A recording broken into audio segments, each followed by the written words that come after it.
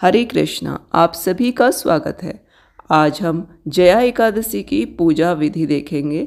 एकादशी व्रत को सभी व्रतों में सर्वश्रेष्ठ माना गया है। माघ मास के शुक्ल पक्ष में पड़ने वाली एकादशी को जया एकादशी कहते हैं। जया एकादशी इस वर्ष 2025 में 8 फरवरी को मनाई जाएगी। मान्यता है कि इस दिन व्रत रखने से व्यक्ति के समस्त पाप नष्ट हो जाते हैं।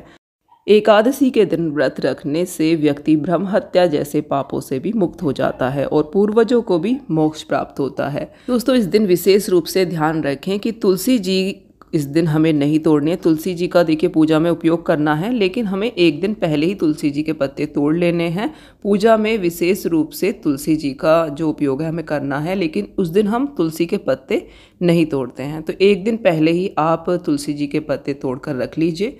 पूजा के लिए देखिए मैंने एक चौकी बिछा ली है और उस पर पीले रंग का कपड़ा मैंने बिछा लिया है। साथ ही में मैंने तुलसी जी का गमला भी रख लिया है। तुलसी जी भगवान विष्णु को अति प्रिय है, तो अगर आप गमले को पास रख लेंगे तो बहुत ही अच्छा रहेगा। और मैंने एक रंगोली भी बना ली है छोटी सी चारों तरफ, क्योंकि फागुन का महीना भी शुरू होने वाला है और रंगों का विशेष महत्व होता है इस महीने में। तो अगर आप पर जैसी भी रंगोली आए तो आप रंगोली भी बना सकते हैं।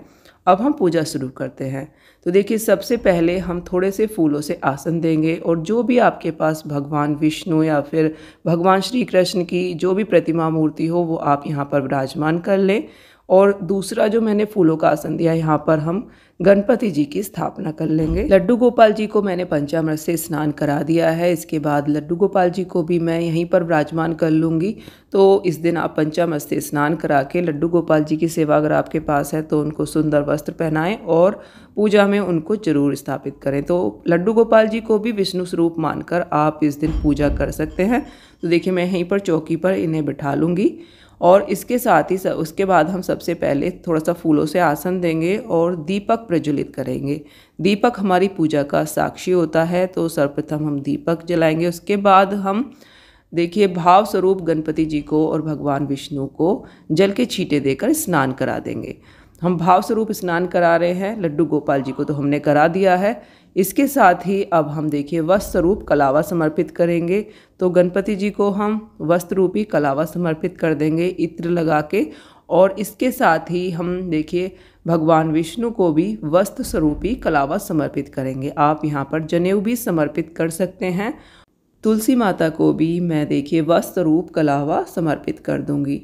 आप चाहे तो लड्डू गोपाल जी को भी कर सकते हैं, पर लड्डू गोपाल जी को हमने वस्त्र धारण करा दिए हैं। इसके साथ ही इस दिन पीले चंदन से भगवान को तिलक करना चाहिए। अगर पीला चंदन नहीं है तो हल्दी से भी हम यहाँ पर तिलक कर सकते हैं। तो सभी को हम तिलक कर देंगे। देखिए, भगवान के फोटो में जितने भी हैं सभी को मैंने तिलक कर दिया है। गणपति जी को भी, दीपक को, लड्डू गोपाल जी को और तुलसी जी को भी मैंने तिलक कर दिया है। इसके साथ ही देखिए हम जल का लोटा एक भर के रख लेंगे, जिसको मैंने रोली और पीले चंदन से तिलक कर दिया है। इस पर हम फूल चढ़ाएंगे भगवान को। इस दिन पीले फूल भगवान को समर्पित करें। आपको पीले फूल मिल जाएं तो पीले चढ़ाइए, अगर नहीं मिलते हैं तो आप जैसे भी मिले चढ़ा सकते हैं। भगवान गणपति जी को लाल फूल चढ़ाएं और लड्डू गोपाल जी को भी हमने देखिए फूल समर्पित कर दिया है। साथ ही तुलसी मैया को भी हम फूल समर्पित कर देंगे। इसके साथ ही हम तुलसी देखिए पत्र इस तरह से भगवान को जरूर चढ़ाएं। इस दिन भोग लगा देंगे, उसमें तुलसी पत्र जरूर हमें रखना है। तिल की कोई भी मिठाई भगवान को हम भोग लगाएंगे इस दिन, तो उसमें भी हमने तुलसी पत्र रख दिया है। गणपति जी को मैं पंचमेवा का भोग लगा रही हूँ और गणपति जी को जो हम भोग लगाएंगे उसमें हम तुलसी पत्र नहीं डालेंगे। तो इस तरह से हमें भोग लगा देना है देखिए। और फलाहारी भोग ही आप लगाइए, क्योंकि इस दिन व्रत रहते हैं तो कोई भी ऐसा भोग ना लगाएं कि जो फिर आप ग्रहण ना कर पाए। तो साथ ही हम देखिए थोड़ा सा जल रख देंगे भगवान के पास और आपके पास जो भी फल हों ऋतु फल वो आप भगवान को समर्पित कर दीजिए इस तरह से। बाद में हम कुछ दक्षिणा जरूर समर्पित करेंगे। दक्षिणा अगर हमारी पूजा में कुछ कमी रह जाती है तो उसको पूरा कर देती है। इसके साथ ही हम भगवान को धूप दिखाएंगे। धूप दिखाने के बाद देखिए मैं धूपदानी में धूप लगा दूंगी। आज के दिन देखिए थोड़े से फूल पर आप थोड़ा सा गुलाल और अबीर इस तरह से भगवान को समर्पित जरूर करें, क्योंकि फागुन मास शुरू होने वाला है और विशेष ये रंगों का जो त्यौहार है वो शुरू हो जाता है इन दिनों में। तो भगवान को हमें अबीर गुलाल फूल पर रख के इस तरह से समर्पित कर देना है। तुलसी मैया को भी हम थोड़ा सा गुलाल समर्पित कर देंगे।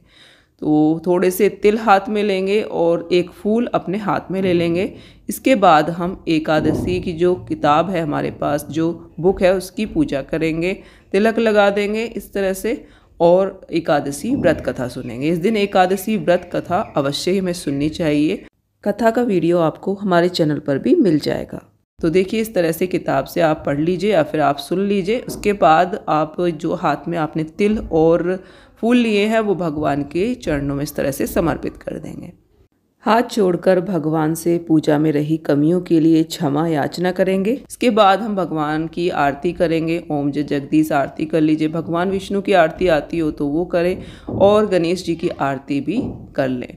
तो आरती प्रेम पूर्वक करने के बाद आप चाहें तो इस दिन हवन भी कर सकते हैं। तो देखिए, हवन में आप गुड़ और तिल चढ़ाएं, और साथ ही आप जो नारियल होता है उसको भी घी में लगा के चढ़ा सकते हैं। हवन करना इस दिन बहुत ही ज़्यादा शुभ होता है, तो ऑप्शनल है, आप चाहें तो ज़रूर करें इस दिन। देखिए, इस तरह से नारियल पर आप लगा के घी और समर्पित कर दीजिए। तो हवन करना इस दिन बहुत ही शुभ रहता है। इसके बाद देखिए, थोड़ा सा जल ले लेंगे हाथ में और इस तरह से 3 बार हम फेर देंगे। इस दिन तुलसी जी की पूजा भी विशेष रूप से करें। दोनों टाइम दिया जलाएं। अगर सुबह के समय नहीं भी जला पाते हैं तो शाम के समय तो जरूर ही दिया जलाएं। तुलसी जी की पूजा इस दिन विशेष रूप से करनी चाहिए। आप 5 दीपक जलाकर भी तुलसी जी की आरती कर सकते हैं। जया एकादशी, जैसे कि नाम से ही प्रतीत होता है, जया, हर क्षेत्र में जय प्राप्त होती है। अगर हम इस दिन पूजा करते हैं, व्रत करते हैं, तो भगवान का आशीर्वाद हमें विशेष रूप से मिलता है। भगवान को एकादशी का दिन विशेष रूप से प्रिय है, तो इस दिन हमें व्रत पूजा जरूर करनी चाहिए। पूजा के बाद जो हमने जल रखा है वो हम सूर्यदेव भगवान को अर्घ दे देंगे, और जो भी हमने दक्षिणा चढ़ाई है वो हम किसी को दान में दे सकते हैं, और जो भी भोग चढ़ाया है वो हम स्वयं और ग्रहण कर सकते हैं और प्रसाद के रूप में सभी को बांट सकते हैं। चौकी आप अगले दिन हटाएं, जब आप एकादशी के व्रत का पारण कर लेंगे द्वादशी में, उसके बाद ही आप चौकी हटाएं। शाम के समय भी यहाँ पर दीपक जलाएं, पूजा करें। तो इस तरह से जया एकादशी की व्रत की पूजा संपन्न होती है। आज की पूजा विधि अगर आपको अच्छी लगी हो तो वीडियो को लाइक जरूर करें और चैनल को सब्सक्राइब भी करें। जय श्री कृष्ण।